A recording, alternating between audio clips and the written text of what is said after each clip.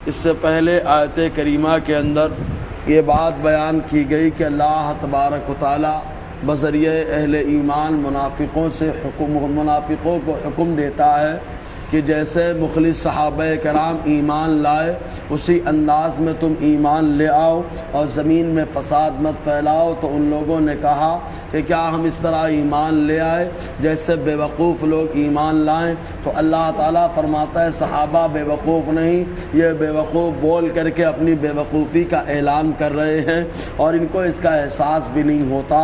اور آج کی جو آیت کریمہ ہے، اس آیت کریمہ کے اندر اللہ تعالیٰ نے ان منافقوں کی ایک سازش اور ایک مکاری اور عیاری کا خلاصہ فرمایا۔ یہ لوگ سازش رچتے اور کہتے ہیں کہ مسلمانوں کے سامنے جب ملاقات مسلمانوں سے ہو تو کہو کہ ہم ایمان والے ہیں، اور جب تنہائی میں بیٹھو تب اپنے عقیدے اور اپنے نظریے پر گفتگو کرو۔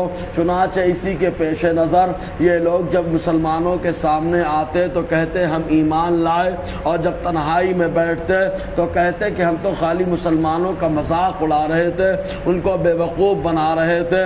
تو اللہ تعالیٰ فرماتا ہے کہ مسلمانوں کا مذاق اڑانا اور مسلمانوں کا مذاق اڑانا در حقیقت اپنے آپ کو مذاق میں ڈالنا ہے، کیونکہ اللہ تبارک و تعالیٰ نیکوکار بندے کا مخالفت اور اس کے مذاق کا بدلہ خود اللہ تبارک و تعالیٰ دیتا ہے۔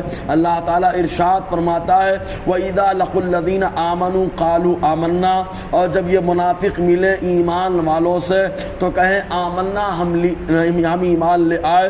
وَإِذَا خَلَوْا إِلَىٰ شَيَاطِينِهِمْ، اور جب اپنے شیطانوں کے ساتھ خلوت میں ہو تب ایسی صورت میں کہیں قَالُوا إِنَّا مَعَكُمْ، ہم یقیناً تمہارے ساتھ ہیں۔ اب یہاں شیطانوں سے کون سے شیطان مراد ہے؟ تو شیطان سے مراد ان کے بڑے بڑے سردار ہیں کہ ہر قبیلے کے اندر کوئی نہ کوئی بڑا سردار تھا جو اسلام کا مخالف تھا۔ تو ایسی صورت میں ان کے پاس جاتے وہ لوگ بولتے کیا بات ہے، تم نے تو کہہ دیا ہم ایمان لے آئے۔ تب ایسی صورت میں وہ کہتے کہ ہم تو یوں ہی کہہ رہے تھے، خالی مسلمانوں کا مذاق اڑا رہے تھے۔ تو شیطانوں سے مراد ان کے بڑے بڑے سرداران ہیں، اور یا شیطانوں سے مراد یہ کاہن لوگ ہیں جو کہانت کے ذریعے سے اپنی صلاحیت اور اپنی طاقت و قوت کا لوہا منوا چکے تھے۔ لوگ مجبوراً ان کو اپنا سردار اور اپنا بڑا مان رہے تھے۔ تو اللہ تعالیٰ نے ان کو شیطان فرمایا ان کی شرارت و خباثت کی وجہ سے، کہ جیسے شیطان کہیں بھی جاتا ہے تو وہ شرارت و خباثت ہی پھیلاتا ہے، اگرچہ وہ نماز میں بھی اٹھاتا ہے تو وہاں پر بھی اس کی شرارت ہوتی ہے۔ جیسے امیر معاویہ رضی اللہ تعالی عنہ کا معاملہ درپیش ہوا، فجر میں آنکھ نہ کھلی تو خوب روئے۔ اللہ تبارک و تعالیٰ نے کئی نمازوں کا ثواب عطا فرما دیا، اس وجہ سے کہ آپ کو افسوس ہوا اور دوسرے دن شیطان آ کے جگا دیا۔ کیوں جگایا؟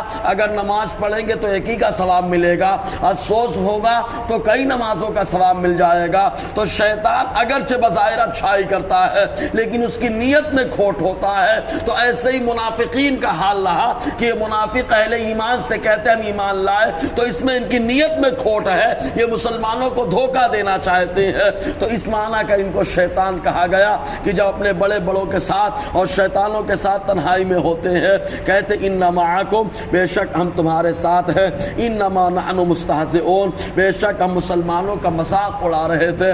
اللہ تعالیٰ فرماتا ہے اللہ یستہزئ بہم ویمدہم فی طغیانہم یعمہون، اور اللہ تعالیٰ ان کا استہزاء فرماتا ہے، مذاق اڑاتا ہے۔ مطلب اللہ تعالیٰ ان تمام چیزوں سے تو پاک ہے، پھر استہزاء کا کیا معنی ہے؟ تو قرطبی کے اندر یہ بتایا گیا کہ استہزاء کا معنی انتقام ہے، مطلب ان کے استہزاء کا انتقام اللہ تبارک و تعالیٰ لیتا ہے۔ وَيَمُدُّهُ فِي طُغْيَانِهِمْ يَعْمَهُونَ، پھر ایک سوال پیدا ہوتا ہے جب اللہ تبارک و تعالیٰ ان کے استہزاء اور ان کے مذاق اڑانے کا انتقام لے گا تب ایسی صورت میں ان کو گرفت میں لے لے گا، اور جب گرفت میں لے گا تو پریشانی میں آنا چاہیے۔ یہ لوگ تو سکون سے زندگی گزار رہے ہیں، تو اللہ تعالیٰ فرماتا ہے یہ جو زندگی جی رہے ہیں وَيَمُدُّهُمْ فِي طُغْيَانِهِمْ يَعْمَهُونَ، اللہ انہیں ڈھیل دیتا ہے فی طغیانہم، کہ اپنی سرکشی کے اندر یعمہون، پھرتے رہے، گھومتے رہے اور خوش فہمی میں مبتلا رہے۔ تو منافقین دو چہرے والے، آقا علیہ السلام نے فرمایا لا يدخل الجنت ذو الوجہین، دو چہرے والا جنت جنت میں نہیں جائے گا۔ یہی وجہ ہے کہ اللہ کے حبیب صلی اللہ علیہ وسلم نے ایسے منافقوں کے بارے میں فرمایا ان کو اپنے سے دور رکھو اور خود ان سے دور رہو، ایاہم و ایاکم، ان کو اپنے سے دور رکھو اور خود کو ان سے دور رہو، کہیں ایسا نہ ہو کہ وہ تمہیں فتنے میں ڈال دے، کہیں ایسا نہ ہو وہ تمہیں گمراہ کر دے۔ انشاءاللہ اور آگے گفتگو رہے گی۔ اللہ تعالی ہم سب کو فیضان قرآن، برکات قرآن سے مالا مال فرمائے۔